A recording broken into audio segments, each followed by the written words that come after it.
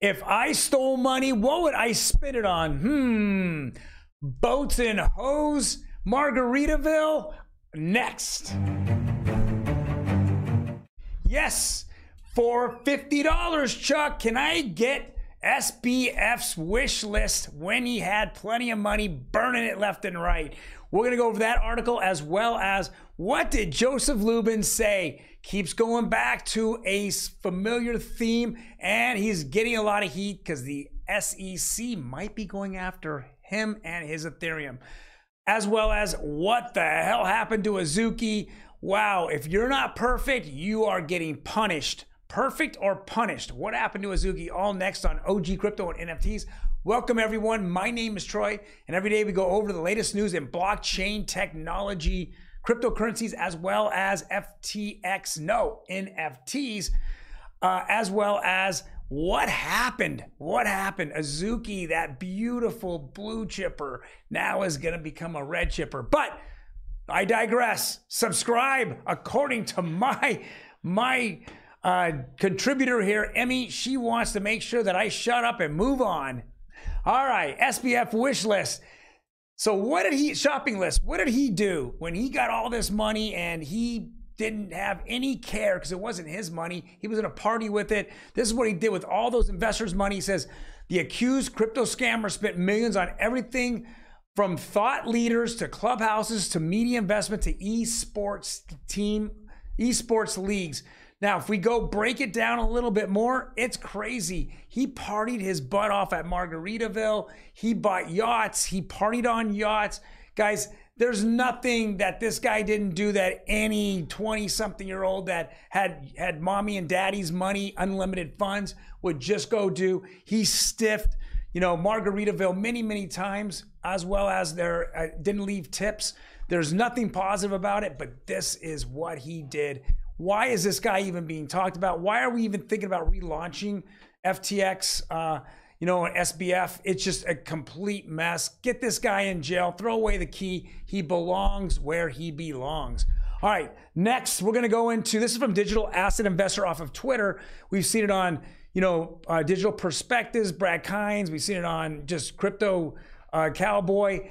Joseph Lubin is one of the founders and head people that are over at Ethereum. And now he's starting to take heat as the him and emails start to circulate a little bit more. And he likes to use the him and emails as law. There is no law that says that a asset at one point could have been a security and then it's changed to a commodity. There's no law for it. You can go back to some idiot speech that Bill Hinman said that now he probably regrets because he's been caught lying. He's been caught in depositions lying about it. From his emails to his deposition. So it's just getting a lot more heat on Ethereum, and we're gonna see what Joseph Lubin had to say today. Hit it. Almost out of time. Just in terms of what you would say to regulators that are trying to say that Ethereum is a security and should be treated as such. Well, regulators have spoken. The SEC has spoken. Bill Hinman made a speech, I think it was in mid-2018. So this is exactly the same thing that Aaron from Prometheum said yesterday, but he was stopped in his tracks by a lawyer who said that was a speech, and whatever comes out of Gary Gensler's mouth, as well as anyone, whether it be Bill Hinman, it's just their personal opinion. It is not law. So I know Joseph Lubin has nothing better to say than to go over a speech.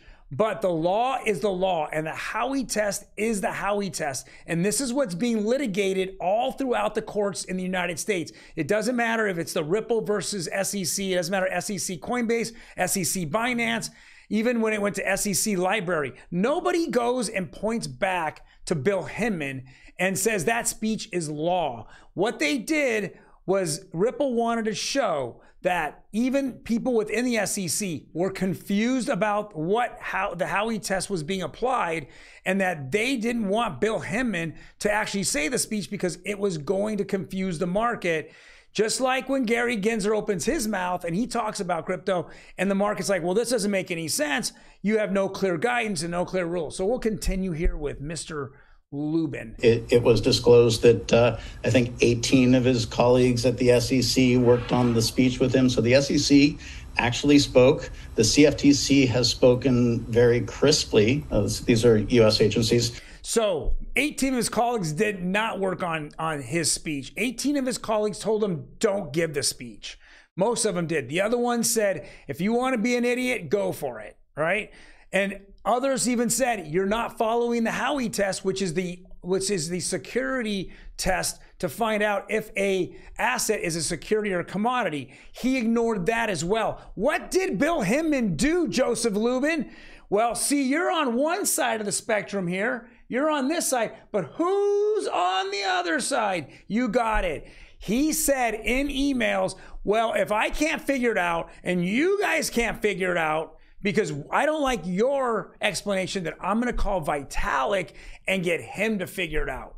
So let's go to the letter of the law, not what we want to talk about market participants thinking of their own coin.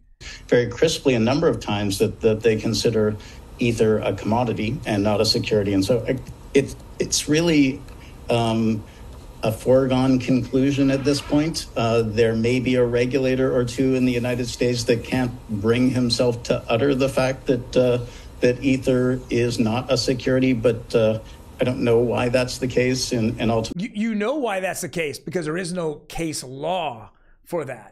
There's no magical wand. Let me get my pink little magical wand. Oh, it was a security now. Oh, it's a commodity. Yeah, Joseph Lubin, I call bullshit, dude. That's the only thing you can talk about. You're the only idiot besides Aaron Kaplan of Prometheum that has absolutely said that Gary Gensler was doing a good job. Now you're not even saying that because you're a little scared that he will make that speech the fallback. If he loses the Ripple SEC case, he will punish Bill Hinman. We already know they took down Bill Hinman's bio off of the SEC site. They look like they're in separation mode right now, but you're not going to mention that. You're just going to talk about Ethereum and its pumped up, overhyped, commodity that you think it is. All right, let's go right into NFTs. The nightmare has continued. Azuki was the child of Ethereum blue chips. We're going to bring on Emi. How you doing, Emi? I'm good. How are you? I'm doing fantastic. This is third day we're talking about Azuki. And, earlier this week, or actually in the last week, we did talk about Ethereum. And Ethereum blue chips were plummeting, right? And as of even Monday, we were talking about how impressed we were with Azuki kind of keeping its value. Holding, yeah. Until today. Until last night. Yeah. And so when they start revealing the 10,000, was it elementals? Elementals, correct. There was so many that just didn't have any separation or differences from them that people were very disappointed. And like I said, you're either perfect or you're punished. And Azuki was absolutely punished. So let's take a look at this. They have a couple of instances, like right here. Here's a unhappy Azuki. There's one is an Azuki and one is an elemental. They're saying it's just all they did was they took the Azukis and they just threw a little bit different on there. Oh my God, what the? I'm down so much money, man. So what happened was all these guys that had the first 10,000 of them bought it for 2 ETH, and then they plummeted, right? And so you're getting the Wizard of Soho is the Wizard of Woho. Okay, so let's go read about these. Did Azuki raise 40 million to release a Walmart version of Azuki? So these are the jokes that are all going around right now that people are very unhappy. But I know who's even more unhappy is Azuki. What did Azuki do? We talked about it yesterday being about 15 ETH. Now let's go take a look at it. What is it today? Oh, ouch. Yeah, 8.4. Ouch. It is ugly and it's disgusting, right? Let's go take a look. What does that big number say right there? Yeah. You went from 15 to 9. 15 to 9. Almost half, not quite. Welcome to the party, pal. Yeah. First of all, get your collection off of Ethereum. That's the number one thing, because we've talked about it. Ethereum's falling apart. If you guys go, in fact, I didn't show this today, but if you go to Altcoin Daily, he's a very big, it's two brothers, they're pretty much big influencers. They are absolutely clueless on anything outside of Solana, Ethereum and Bitcoin, they're just big. Cardano, they're big, just big pumpers. They do not have any clue about XRP. They actually talked to a young lady who is a VC or does a lot of investing into the crypto world, especially right now. And what she sees in the future is NFTs. And where does she say the hot chain's at? What do you think she says the hot chain's at right now? Which completely threw them both off at the XRPL. They had the best collections going out. She's putting money into it. It was the hottest, the newest, latest thing. And we obviously know anything here on Ethereum on OpenSea has been a complete trash, burned out, garbage dumpster fire. So I know we're like huge XRP fans here, yes. But I just saw Uphold sends out an email saying what people are buying the most. Guess what's 88%? Is it XRP? I just saw the whole thing on South Korea. What's their #1 coin? XRP. Now, we are pushing XRP here. We're not Bitcoin maxis. We're more utility people that are in here. So we see on a daily basis that they're making connections with real banks, real financial institutions, and real countries out there that keep scale. On a global scale. Yeah. But no one's talking about using Bitcoin to transact except for Bitcoin maxis. Okay, so we're gonna take a little bit of a left turn. So we covered that there was a theory breaking with some evidence that Bitcoin was created by the NSA along with British special. Right, we saw that. So it seems like Bitcoin would be a good experiment for a cryptocurrency, but now that we have something like XRP, it just makes so much more sense to, if you're getting into this space, put your efforts in that direction. Right, and that's why I think that it's probably the most talked about, largest community on Twitter or anywhere out there, because they see it, that it makes sense. You see that the different countries are connected dots. And we digress here. It's very interesting that you're just starting to see, that the XRPL, which now has hooks into Ethereum, by the way. So you could actually use Ethereum smart contracts on the XRPL.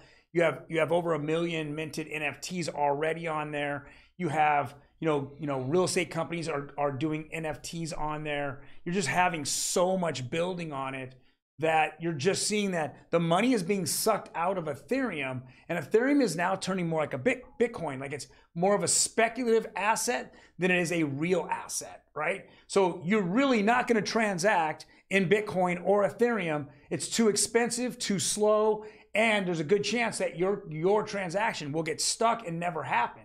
That's a real possibility. But on other chains, such as Hedera, which are doing billions of transactions now on a monthly basis, Cardano's quick, but they haven't got it up to that point. We're seeing, I heard today, American Express says they've been using the XRPL for years.